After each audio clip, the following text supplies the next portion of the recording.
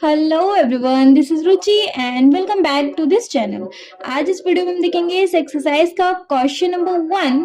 सो बिना time waste करे question number 1 देखेंगे। क्वेश्चन नंबर 1 है solve the following pair of linear equation by the substitution method. Clear? मतलब कि आपको दो इक्वेशंस दी हुई हैं, दो इक्वेशंस में एक्स और वाई की वैल्यू निकालनी है, लेकिन किस मेथड से? सब्स्टिट्यूशन मेथड से। पिछली वाली एक्सरसाइज में हम एक्स और वाई की वैल्यू किस मेथड से निकाल रहे थे? ग्राफिकल मेथड से। तो अब ये सब्स्टिट्यूशन मेथड हमारे लिए नया है। देखो, वैसे मैंने सब्स्टिट्यूशन मेथड आपको इंट्रोडक्शन वीडियो में पहले इंट्रोड्यूस किया हुआ है। तो अगर आप मेरी इस वीडियो को फर्स्ट टाइम देख रहे हैं तो इससे पहले आप मेरी एक बार इंट्रोडक्शन वीडियो जरूर देख लेना इस चैप्टर की, आपको ज्यादा अच्छे से समझ आ जाएगा। क्लियर?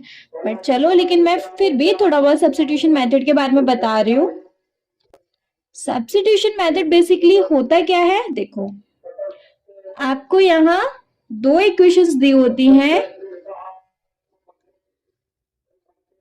मैंने क्वेश्चन की ही उतार ली, बट चलो कोई दिक्कत नहीं है। देखो, आपको यहाँ दो इक्वेशन दी हुई होंगी।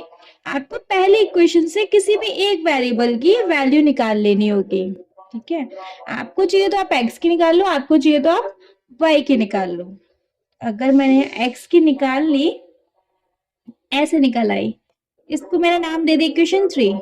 अब क्योंकि एक्स की वैल्यू निकल आई, हम इसको क्या करेंगे?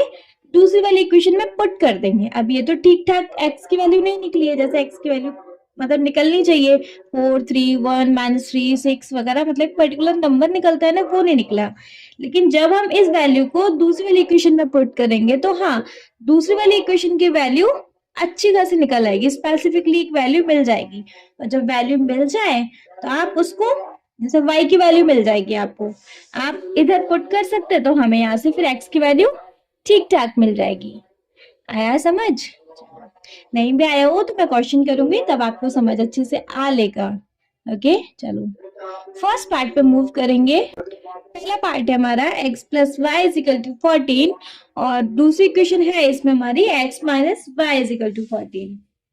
यार, एक इक्वेशन ये है हमारे पास और एक इक्वेशन ये है ना? क्या करेंगे हम? पहली इक्वेशन से, फ्रॉम इक्वेशन 1, पहली इक्वेशन से हम या तो x की वैल्यू या हम y की वैल्यू निकाल लेंगे। कैसे निकालेंगे भाई? x इज इक्वल टू हो जाना हमारा 14 माइनस वाई, है ना? इस वाले y को मैंने इधर भेज दिया, x की वैल्यू मिल गई। चलो, इसको मान लेते हैं हम इक्वेशन 3 अभी के लिए। क्योंकि हमें x की वैल्यू मिल गई, हम दूसरी वाली इक्वेशन में इसको पुट कर सकते हैं। Put x value in equation 2। जब हम इक्वेशन 2 में x की वैल्यू पुट करेंगे तो हमारे पास कैसे आएगा? x is equal to 14 minus y है, तो क्या लिखा मैंने? इक्वेशन सेकंड है x minus y is equal to 4, है ना? x की जगह हम लिख सकते हैं 14 minus y is equal to 4। Clear? Solve करेंगे, 14 माइनस माइनस का प्लस हो जाना है, लेकिन साइन माइनस का आएगा। वाई कितना हो गया? 2y is equal to 4। 14, इस वाले 4 को इधर भेज देंगे, 4 हो गया। ये माइनस का 2y इधर जाके क्या हो गया? प्लस का 2y। यहाँ सॉल्व कर लो,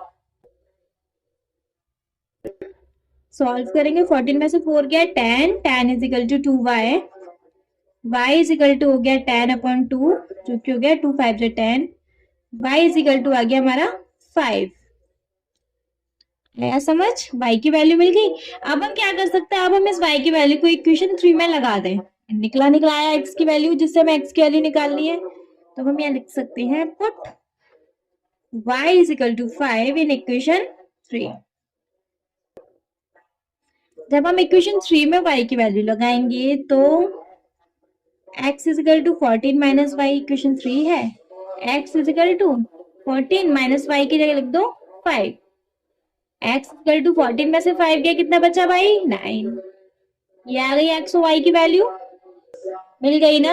अगर हम इसको ग्राफिकली मेथड से भी निकालते ना, तब भी हमारी यही वैल्यू आती है x और y की, है ना? तो अगर आपको क्वेश्चन मतलब पेपर में नहीं दिया हो कि आपको कोई पर्टिकुलर मेथड यूज करना है, तो आप किसी भी मेथड से एक्स और वाई की वैल्यू निकाल सकते हैं। ओके, चलो सेकंड पार्ट में मूव करेंगे। सेकंड पार्ट देखेंगे। सेकंड पार्ट में दो इक्वेशन है। फर्स्ट है s minus t is equal to 3, पहली इक्वेशन हो गई। दूसरी है s upon 3 plus t upon 2 is equal to 6। दो इक्वेशन हमें मिल गई। अब हम क्या करेंगे, हम पहली इक्वेशन से क्या निकाल लेंगे, एक वेरिएबल की वैल्यू। आपको s की चाहिए s की निकालो, t की चाहिए t की निकालो। मैं लिख सकती हूँ फ्रॉम इक्वेशन 1 से s minus t is equal to 3, s is equal to 3, इस t को हम यहां लिख देते हैं।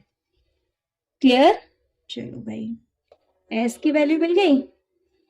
इसको अभी के लिए हम एज्यूम कर लेते हैं इक्वेशन 3। इक्वेशन 3 मिल गई। अब क्या करेंगे, s की वैल्यू मिल गई तो s की वैल्यू को हम लगाएंगे 2 में। जब हम s की वैल्यू को इक्वेशन 2 में रखेंगे तो हमें कैसे मिलेगा, देखो पहले लिख लेती हूँ। s upon 3 plus t upon 2 is equal to 6। अच्छा देखो, यहाँ दो केस हैं। अब अगर आपको चाहिए तो यहीं से s की वैल्यू निकाल के यहीं से सीधे सीधे सॉल्व करना स्टार्ट करो, और अगर आपको ऐसे नहीं चाहिए तो पहले से इक्वेशन को छोटा कर लो, फिर s की वैल्यू लगाना। क्योंकि ये p अपॉन q की फॉर्म में, तो मैं छोटा कर रही हूँ। एलसीएम ले लिया, 3 2 जा 6 तो यू गेट 2s प्लस 2 3 जा 6, ये हो गया 3t इज इक्वल टू 6। और 1 लगा लो तो जिससे क्रॉस मल्टीप्लीकेशन हो जाएगा। ये तो सेम ही रहेगा क्योंकि 1 से मल्टीप्लाई करना है।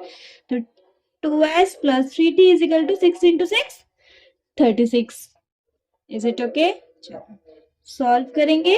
अब यहाँ वैल्यू रखेंगे s की। 2 इंटू s की वैल्यू है 3 plus t plus 3t is equal to 36। भाई सॉल्व करो। 2 3 जा 6 plus 2t plus 3t is equal to 36। Clear? 6 plus 2 और 3 कितना हो गया, 5t इज इक्वल टू 36।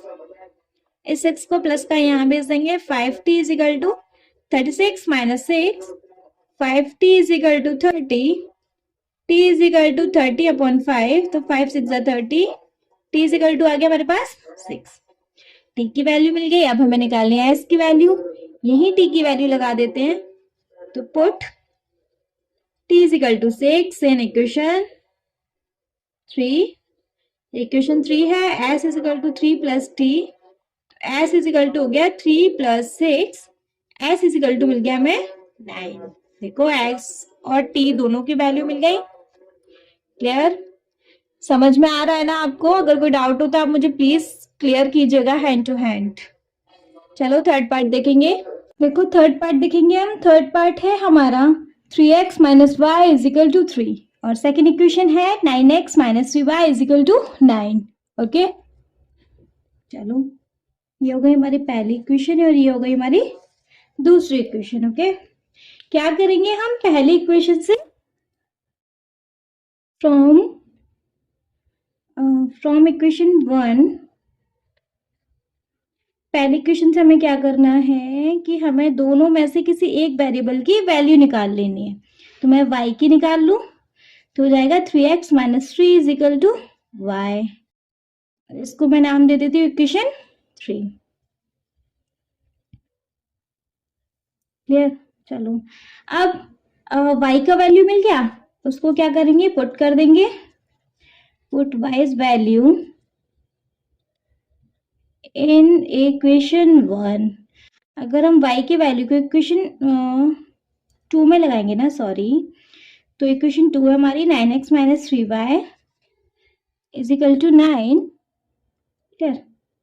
इसमें 9x माइनस 3y की वैल्यू है 3x minus 3 is equal to 9।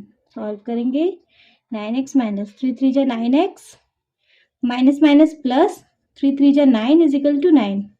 अरे बाप रे, 9x प्लस का और 9x माइनस का ये तो कैंसिल आउट हो गया।